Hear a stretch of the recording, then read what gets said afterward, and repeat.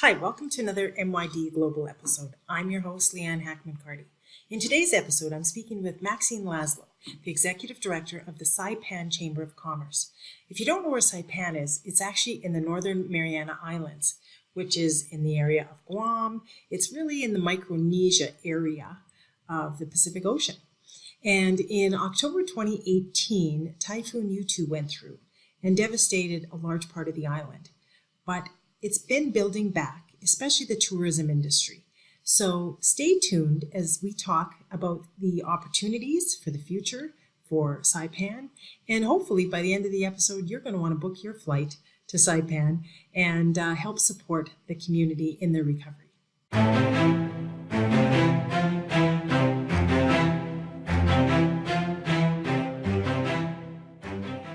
Hi, Maxine. Thanks for joining us today. Oh, thank you so much for having me. I'm really, really excited to talk to the community, to the disaster community. Exactly. So can you tell us a little bit about yourself before we get into the topic today? Yeah, so I'm currently the Executive Director of our Saipan Chamber of Commerce. I actually started in that role 2 weeks before Typhoon Yutu. Before that, I was the Executive Director of our Long-Term Recovery Agency, which is local. It was called CARE. We were rebuilding homes from our other Cat 5 Typhoon Yutu from 2015. So we had finished the rebuilding of that in June of 2018. Wow. Before the typhoon hit. Before that, I was an AmeriCorps volunteer with CARE, the Long-Term Recovery Agency, and I had just graduated from my MPA from Indiana University in nonprofit management and policy analysis before moving out here. So I've been out here for about 3.5 years now. Okay, great. And I can tell it's windy there. So hopefully you don't get a cat it's the middle of our trade winds season. So we have our rainy season from about July to November, and then right after then the trade winds come, which still brings tropical depressions and some more typhoons. It's been a very active year. So I know it was October 2018 when Typhoon Yutu hit the Northern Mariana Islands. And can you tell me a little bit about that day, that time? I mean, I understand you were there. It was a very devastating day. I remember, for me personally, I remember walking out my front door and just starting to bawl because it had happened to our community again. I think that the general sentiment after Typhoon Yutu was devastation, but that we were stronger and that we collectively came together as a community. But traditionally, those strong typhoons only came once every 30 years. So even when we were rebuilding before, there was this expectation that we wouldn't be going through this again. So to walk outside and to see the houses demolished and the roofs off and the power lines all down, our concrete power line poles over, the first day was really devastating. But after that, I think that after that initial shock of we are actually going through this again, everyone stepped up and really came together as a community, and specifically the business community. They started to import different goods that people would need more for survival. They were donating, they were providing food. There were just so many ways that recovery wouldn't have happened without the businesses stepping up and making sure that there were resources that they could provide to people. That for a few months, there was still this general sentiment of we had survived, and then you kind of go through that. This is still really hard. The economy is still tanked. Our tourism numbers are still down. This is still really hard. So about a year now looking out, I think that if somebody would arrive now, everyone's not talking about the typhoon every day, except for the families that are still displaced. More of our issues related to our economy are issues that we've always had, and I think that disaster just kind of exasperates that. We've always had a volatile economy. We've always had a hard time having a consistent tourism market, specifically around some of our two biggest industries are China and Korea. And just with international relations happening right now, there are a lot of factors outside our control that are impacting our numbers. And just this, also the general sentiment of you should come to paradise here, despite the fact that we're still recovering and there's a typhoon. So it's kind of where we're at now. Yeah, I mean, you're a very resilient part of the world, because I know it's much more common in your region to experience the typhoons, and becoming more regular. But I know there's lots of things your community has done to become more resilient too when it comes to your infrastructure. So, there's a pro and a con. What about, say, specifically the tourism industry? What was the impact? Were there actual physical accommodation that was damaged, or areas, your airport, those kinds of things? Our airport was closed for the first month. So we had like an entire, the economy wasn't completely shut down because locals were still buying goods. But as far as the actual tourism, we were backlogged for a few months, especially because the flights didn't start really consistently coming in again until January and February. Because we had sustained major damages to our airport. I had a friend that works for airport rescue, and they had them like repaving the strip pretty much 24 hours. He was very excited to do it because he was trying to get to his fiance in Russia. But for a full month that we couldn't bring tourists in. And then the thing that a lot of, so for instance, in Korea, they came and they brought a plane in specifically to get Korean nationals out of here as if it was like a war zone. So that's what had been flashing on all of their screens. We did lose one hotel completely hasn't reopened. And they are more in the south. So most of our we had damages across the island, but it was most significant in our southern part of Saipan and in Tinian, the neighboring island, which is all a part of our territory. And so then one of the hotels was able to rebuild. Two of them had been closed for a significant amount of time, and then we're able to renovate, and then one still hasn't reopened. But that's just as far as accommodations go. As far as our tourist numbers, they, I think, started to bounce back maybe by June 2019 to be more consistent with what had happened. But that created a log in our economy. So our government went into austerity, which then also impacted the businesses because the locals were the first people who would go and purchase goods. So it was a vicious cycle. But it is looking more optimistic now, as long as international relations hold up.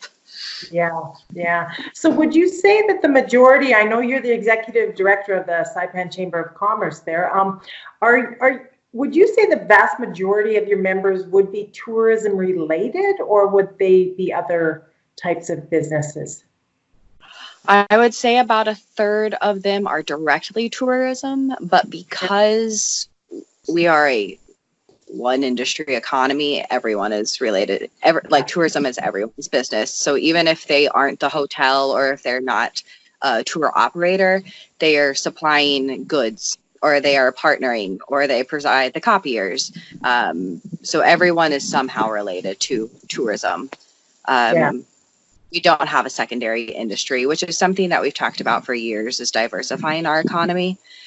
In our neighboring area, Guam, their two major industries are the military and tourism. So they have a more diversified economy. And there's going to be a military buildup on Tinian, which is the island that was pretty much completely flattened by Yutu. So they're building a divert airfield there. But overall, it's just very difficult to do business here.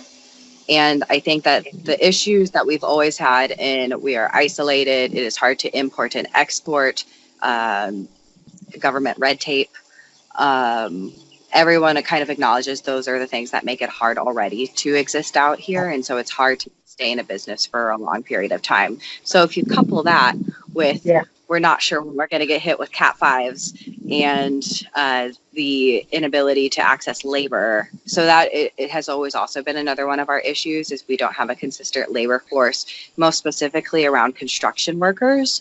So that it was very difficult for businesses to rebuild, and especially when they were competing with individual families. And so then it's either the businesses rebuild or the families rebuild, because we don't have anybody here anyways. So FEMA has been more active this typhoon in helping with permanent housing construction and permanent housing repairs.